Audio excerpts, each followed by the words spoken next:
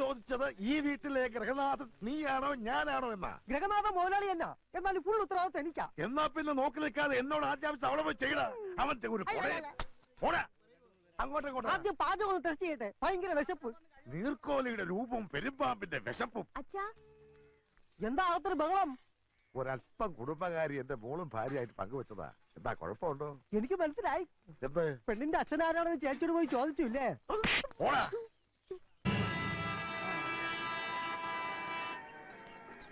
നിക്കണേ, ഓച്ചിറ ബ്രദേഴ്സ് അല്ലേ? അല്ല,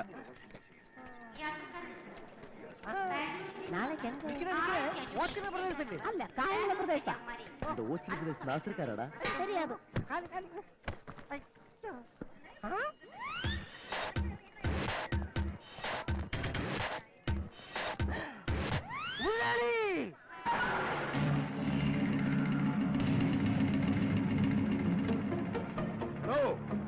തന്റെ മോനെ ഏത് പാതാളത്തിൽ കൊണ്ട് ഒളിപ്പിച്ചാലും പാതാളക്കരണ്ടി ഉപയോഗിച്ച് ഞാൻ പൊക്കും. ഞാനാ ആ പാതാളക്കരണ്ടി. പുറത്തേക്ക് ഇറങ്ങി വാടോ കുറുമേ.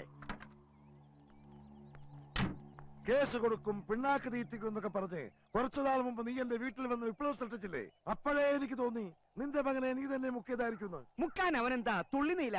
വാചകം വലിച്ച് നിൽക്കാതെ ഇറക്കി വിടറാ അവനെ. ഇറക്കി വിടാനായിട്ട് പിടിച്ച് കയറ്റിച്ചില്ലല്ലോ ഞാൻ അവനെ. ഞാൻ കണ്ടതാ. പിടിച്ചിറക്കില്ലടാ. പിടിച്ചിറക്കവനെ.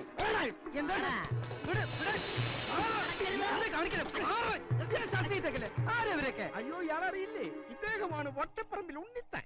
ഇയാളിപ്പിച്ചൊരു പ്രശ്നത്തില. കെട്ട് കഴിയാത്തൊരു മോളുണ്ട്. ആരീ നാട്ടിൽ വന്നാലും മോളെ കെട്ടണം എന്ന് പറഞ്ഞുകൊണ്ട് വരും. നിനക്ക് പറ്റുമോ ഇയാളെ മോളെ കെട്ടാൻ? അയ്യേ, എന്നെ കൊണ്ട് പറ്റില്ല. സോറി ഉണ്ണിത്താൻ ചേട്ടാ. കണ്ടോ, ഇവന് പറ്റില്ല എന്ന്. എന്നാ ഞങ്ങൾ പോയിക്കോട്ടെ, ഇച്ചിരി ധൃതിയുണ്ടേ. എനിക്ക് മൊത്തം ഒന്ന് പരിശോധിക്കണം. മൊത്തം ഒന്ന് നോക്കടാ. നോക്കണം. അകത്താരെങ്കിലും ഉണ്ടോ? ഇല്ല. ബാക്ക് സീറ്റിന്റെ അടിയിൽ നോക്ക്. നീ ഇത് ചെയ്യാ? ദേഹ പരിശോധന നടത്തുകയാ. കുണ്ട പോയ കുടത്തിൽ തപ്പണമെന്നാണല്ലോ. മൊത്തം പരിശോധിച്ചു. ഡ്രൈവർ അല്ലാതെ വേറെ ആരുമില്ല.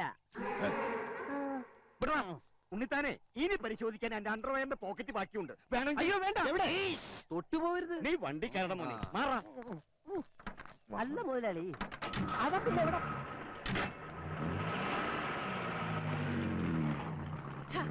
അവനിത് ഇവിടെ പോയി. ഞാൻ എന്റെ കണ്ണുകൊണ്ട് കണ്ടതാ. നിന്റെ ഈ കണ്ണിയെ കുത്തിപ്പൊട്ടിക്കും. ഇതുള്ളത് ഇല്ലാത്ത കിടക്കാ. ഒന്ന് നിന്നേ. അവനെ ഞാൻ കണ്ടുപിടിച്ചു. എവിടെ? വാ, നമുക്കൊരു സിനിമയ്ക്ക് പോവാം. എന്നെ ഒന്ന് പറയാൻ അനുവദിക്കൂ. ഇത് മോർഫിംഗാ. സിനിമ കണ്ടാലേ മുതലാളിക്ക് അത് മനസ്സിലാവും. കൂടുതൽ പറഞ്ഞാൽ നിന്റെ മോറടിച്ച ഫിംഗാക്കും. എന്റെ മുതലാളി, ഇത് കമ്പ്യൂട്ടർ വിദ്യ. ഒരാളെ മറ്റൊരാളാക്കുന്ന ടെക്നോളജി. കൊച്ചുകുറുപ്പിനെ അയാൾ ബാംഗ്ലൂരിൽ കൊണ്ടുപോയി മോർഫിംഗ് നടത്തിയിട്ട് വരിക. ശരിയാണോടാ? സത്യം. ഈ വിദ്യ ഉപയോഗിച്ച് എന്നെ വേണമെങ്കിൽ മോഹൻലാലാക്കാം, മുതലാളിയെ കുരങ്ങാക്കാം, കഴുതയാക്കാം. ഇപ്പോഴും അത് തന്നെ ആണല്ലോ. വിട്ടികളെ, നീ പറഞ്ഞ വിദ്യ ഉള്ളതാണോടാ? സത്യം ഉള്ളത് തന്നെയാ. ഇതെന്താണോ നീ നേരത്തെ പറയാത്ത? ബുദ്ധി ഇപ്പോഴല്ലേ വന്നേ. പാവം, വെറുതെ തല്ലി. സാർ കാശ്. ഓ, ടെൻഷൻ കൊണ്ട് മറന്നാ.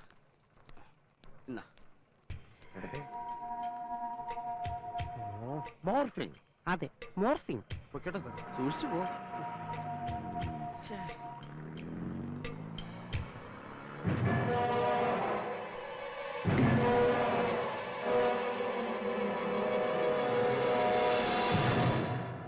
അവന്റെ മുഖം മൂടി വലിച്ച് കീറുപോയില്ലേ? അവിടെ എന്നോടാണോ?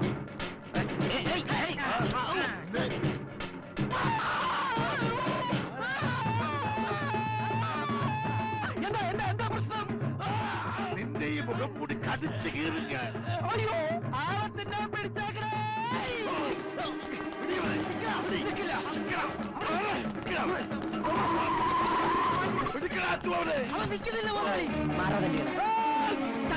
നോക്കി നിൽക്കാൻ അവരെ പിടിയണ പട്ടികളെ.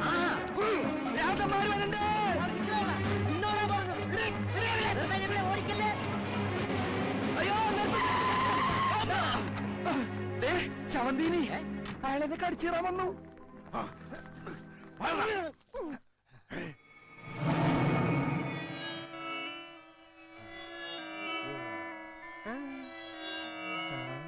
കളിച്ച് കളിച്ച് ഇയാൾ മേലുപദ്രവം തുടങ്ങി.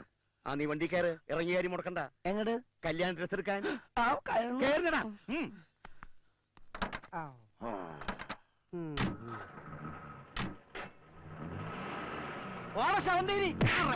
മുതലാളി അവര് രണ്ടുപേരെയും ശ്രദ്ധിച്ചായിരുന്നോ? അത് രണ്ടും കൂടെ ഒന്നല്ല, രണ്ടാ. അപ്പോഴത് മോർഫിംഗ് അല്ല, തെറ്റുപറ്റിയത് നമുക്കാ. മുതലാളി, ഞാൻ നാന വായിച്ചെല്ലാം പഠിച്ചു. ഇതൊരു പുതിയ ടെക്നിക്കാണ്, ഒരാളെ രണ്ടാളാക്കി മാറ്റുന്ന വിദ്യ. ഇതിന് ക്ലോണിംഗ് എന്ന് പറയും.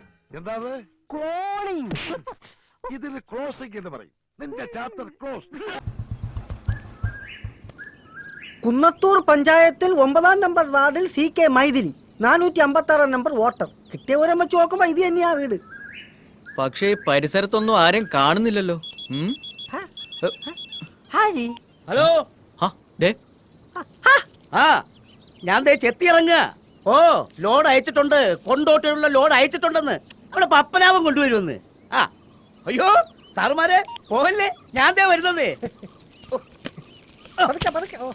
ഓ, കാര്യം മനസ്സിലായി.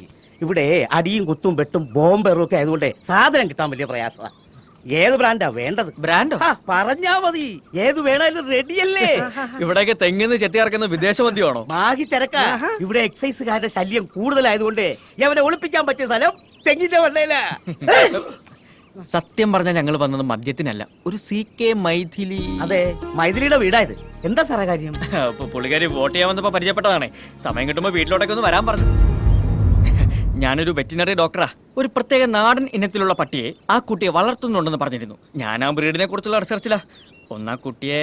അയ്യോ, സാറ് പറഞ്ഞതുപോലെ പട്ടികളെയല്ല, പൂച്ചകളെയാ. ആണോ? അതെന്ന് തുടങ്ങി.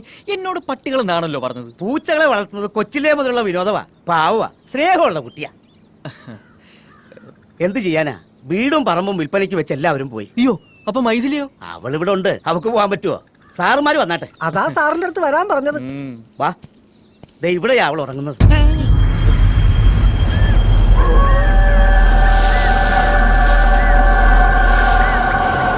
1.5 വർഷം മുമ്പ് അവള് മരിച്ചുപോയി. അപ്പോ ഇലക്ഷന് വോട്ട് ചെയ്യാൻ വന്നതോ? കന്നിവോട്ടല്ലേ, അവള് വരും. ആശ തീരാതെയാ പാപം പോയത്. അതുകൊണ്ട് ആത്മാവ് അലഞ്ഞു നടക്കുക.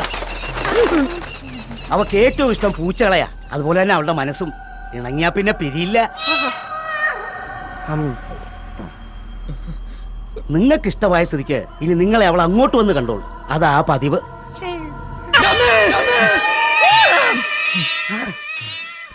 എന്താ സാറേ? നീ കേട്ടില്ലേ? എന്താ ഇപ്പൊ കേട്ടില്ലേ? ഇപ്പൊ കേട്ടു. ഇത് അവള് തന്നെയാ. നമ്മൾ എത്ര പാടുപെട്ട അവളെ വീട് കണ്ടുപിടിച്ചത്. അവള് ഈസിയായിട്ട് നമ്മളെ കണ്ടുപിടിച്ചു. പണ്ടാരടങ്ങാൻ മനുഷ്യനെ പേടിപ്പിക്കാനായിട്ട് എവിടെ ഇരുന്നാണ് ഈ കാലം പൂച്ച കരയണത്? 12 മണിയാകുമ്പോൾ ഡോക്ടർ മൂത്ത ഒഴിക്കാൻ ഇറങ്ങും. അപ്പ തലക്കടിച്ചാൽ നാളെ അവനെ ഈ നാട് വിടും, ഉറപ്പാ. ഓച്ചിറ വേലുവിന്റെ ബുദ്ധി അസാധ്യം. എത്ര മണിയായി? എത്ര മണിയായി? നഷ്ടപാരായി കാണും. അവക്കിറങ്ങി നടക്കാൻ പറ്റിയ സമയാ. ആ സുശീലൻ എവിടെ? അവ അടിച്ച് പിറ്റാറ്റി കിടന്ന് ഉറങ്ങിയിരിക്കും. കേട്ടില്ലേ? ഇത് അവള് തന്നെയാ. പ്രതികാരം ചെയ്യാൻ ഇറങ്ങിയതായിരിക്കും. എന്തിന്? നമ്മൾ അവൾക്ക് യാതൊരു ഉപദ്രവം ചെയ്തിട്ടില്ലല്ലോ. നമ്മളല്ല, സാറ്. പോളിംഗ് ബൂത്തിൽ വെച്ചാൽ സാറിന് അവള് നോട്ടായിട്ട് കാണും.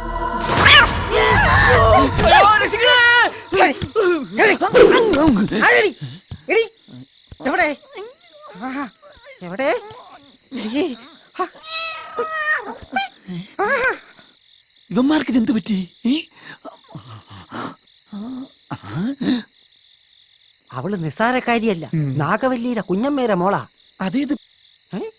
സാറ് വല്ലതും പറഞ്ഞാ? ഇല്ല, താൻ വല്ലതും പറഞ്ഞു? ഞാൻ ഒന്നും പറഞ്ഞില്ല. സാറ് പീസ് ഊരിയ കാര്യം പറഞ്ഞു. ഞാനോ? ഒരിക്കലും പറഞ്ഞിട്ടില്ല. ഇപ്പൊ മനസ്സിലായി. അവള് ചില്ലറക്കാരിയല്ല, മിമിക്രിക്കാരിയാ. സാറേ,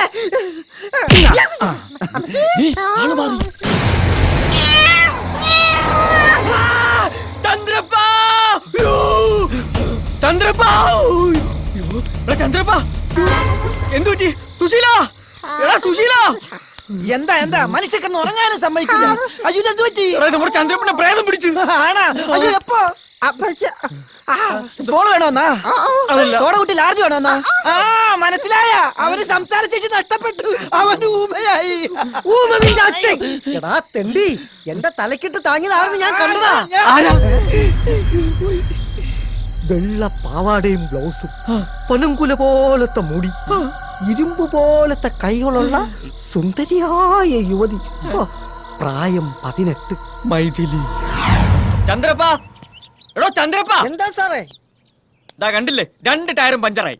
ഇന്നലെ അവൾ ഈ ബൈക്കിന്റെ പുറത്തിരിക്കുന്നത് കണ്ടപ്പോഴേ ഞാൻ സംശയിച്ചതാ. സാറിന്റെ അടുത്ത് അവൾക്ക് എന്തോ അടങ്ങാത്ത പകയുണ്ട്. സാറൊരു കാര്യം ചെയ്യും, ഹോസ്പിറ്റലിലോട്ട് പോയിക്കോ, വണ്ടി ഞാൻ ശരിയായി കൊണ്ടുവരാം. ഓക്കെ. അതെ സാറേ, പോകുന്ന വഴിക്ക് സൂക്ഷിക്കണേ. ചോരയും നീരും ഊറ്റി കുടിക്കുന്ന ഇനവാ. കണ്ടില്ലേ, അത് കിട്ടാതെ വന്നപ്പോ സാറിന്റെ ഉറിഞ്ചി കുടിച്ചത്. എടോ പ്രഭുദേവേ, നീ ചെയ്യുന്നത് ചാവാനാണോ ജീവിക്കാനാണോ? താനൊക്കെ എന്നെ പോലെ സ്ലിം ബ്യൂട്ടി ആകാൻ നോക്ക്. ഇതെങ്ങനെ സംഘടിപ്പിച്ചു? എന്താന്ന്? അമ്പലം ചെറുതാണെങ്കിലും പ്രതിഷ്ഠ അപാരം. വൃത്തികെട്ടവൻ. കുറുക്കന്റെ കണ്ണ അല്ലെങ്കിൽ എപ്പോഴും കോഴിക്കൂട്ടില്ല. അങ്ങനെ ഇപ്പൊ താനൊന്ന് സൂഹിക്കണ്ട. അത് കൊള്ളാം. ചേട്ടാ, എന്താ കാണാൻ വന്നതാ. അപ്പൊ നീയും കണ്ടോ? കണ്ടു, ദേ ഇരിക്കുന്നു. ഒരു കാര്യം ഞാൻ പറഞ്ഞേക്കാം, വെടിമരുന്ന് കുത്തി നിറച്ച 4 അമിട്ടു കുറ്റികളാ ഇവിടെ ഉള്ളത്. തീ വേണമെന്നില്ല, വെള്ളം ഒഴിച്ചാലും മതി പൊട്ടിത്തെറിക്കാൻ. പിന്നെ DNA ടെസ്റ്റ് എന്ന് പറഞ്ഞ് ഇവിടെ കൊടി പിടിക്കാൻ വരരുത് പറഞ്ഞേക്കും. ഞാനാണ് ആ ഭാഗ്യവാൻ. ചുവന്ന പട്ട് സാരി ഉടുത്ത് വെള്ള മുല്ലപ്പൂ ചൂടി രത്നക്കല്ല് പതിച്ച സ്വർണ്ണമാല അണിഞ്ഞ എന്റെ രത്നത്തിന്റെ ചുമലിൽ ചേർന്ന് ഇരിക്കുമ്പോ നിന്റെ കെട്ടിയോൻ ആ കാലമാറിന് അങ്ങനെ എപ്പോ കയറി വരുമോ? അതിന് ചേട്ടൻ ഇപ്പൊ വിയൂർ ജയിലല്ലേ? ഓ, അയാൾ ജയിൽ ഇടിഞ്ഞാലും പുറത്തിറങ്ങാതിരുന്നെങ്കിൽ നീ എത്ര ധനിയായാലും ഞാനും. രത്നം, രത്നം, കാള ഓച്ചിറ കാള. ഞാൻ വന്നു, വാതിൽ തുറക്ക്. അവൻ എന്നെ കണ്ടാ നമ്മുടെ എല്ലാ രഹസ്യവും പൊളിയും. ഞാനിപ്പോ എവിടെ ഒന്ന് ഒളിക്കുക. എന്താ വരുന്നു? എനിക്ക് തീർച്ചയായി. വേഗം തുറക്ക്, നിന്റെ വേലു കൊണ്ടനാ. അത് കാളയും. ഇപ്പൊ പുറപ്പെട്ട നേരം വെളുക്കുന്നതും ബോച്ചിറെത്താം. ഓച്ചിറയോ? രത്നം, നിനക്ക് വേണ്ടി എല്ലാം ഉപേക്ഷിച്ചു വന്നവനാ ഞാൻ. ഒടുവിൽ കാലം മാറരുത്. ചേട്ടൻ ജയിലിൽ ചാടി. ചാടിയോ? നീയോ? മിണ്ടണ്ട, തർക്കം വേണ്ട. ഇപ്പൊ നമുക്ക് രക്ഷപ്പെടണം. എന്റെ ഈശ്വര, ചേട്ടന്റെ കണ്ണിപ്പെട്ട വെട്ടിക്കൊല്ലും. ഇതും കൊണ്ട് രക്ഷപ്പെട്ടോളൂ. അയാളെ കൊന്നിട്ടോ? അല്ല, പിന്നെ നിങ്ങൾ ഇയാളെ വെട്ടിക്കൊല്ലാൻ വന്നപ്പോ ഇങ്ങോട്ട് ഓടി കയറിയതാന്ന് ഞാൻ പറഞ്ഞോളാം.